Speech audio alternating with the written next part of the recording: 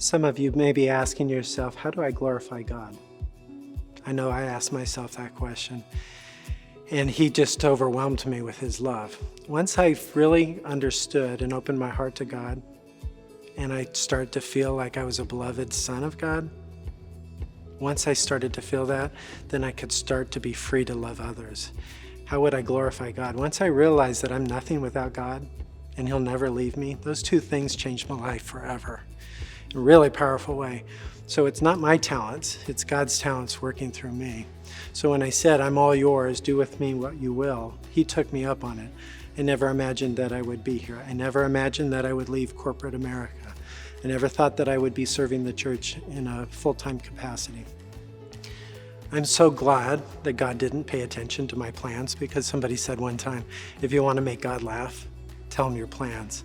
And I've been telling him for 50 years, and it just hasn't worked out so well. Now that I'm finally listening to God, finally surrendering to God, dying to myself, having Christ live inside of me, for the first time in my life, I have peace and joy that I've never experienced before.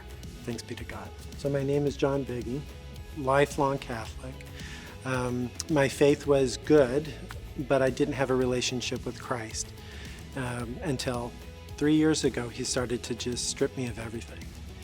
And I wasn't paying very close attention. I was in the business world, leading companies, turning companies around, going to Mass on Sunday, but I didn't have that relationship with Jesus Christ.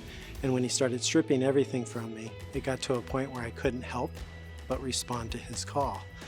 And so that was scary. So there was a point in time, I'll never forget it. It was that point of desperation where I prayed, and I was really fearful of my prayer, that if he would save me from myself, I would go ahead and offer my life up in service to him and his church. And that's what he did. So fast forward to Lewiston. I had never been to Lewiston prior to August 9th of this year, and here we are at September 17th. And so I came for a Matt Moore concert. When I came through the doors, I just felt the Holy Spirit in a really powerful way. And when I came into the sanctuary, I was just overwhelmed by God's presence here. Hallowed ground, sacred space. Loved it. Attended Mass. It's really powerful here. And so I could feel the Holy Spirit moving in a really profound way. Well, when I got to talking with people, and I was thinking, boy, this is a really great community. Since my background is in business, and that's my baseline, I can't imagine a really well-run organization that's over 85,000 square miles, like the state of Idaho and the Diocese of Boise. I can't imagine what that would be like without a central department, the diocese. And so Bishop Peter, I see him as being the CEO of the Diocese of Boise, and his support staff supports all of the different parishes. And those needs are very important. That money doesn't come from Rome. Some people may think that it comes from Rome, but it really comes from you in the pews who are giving to this appeal, which is so important.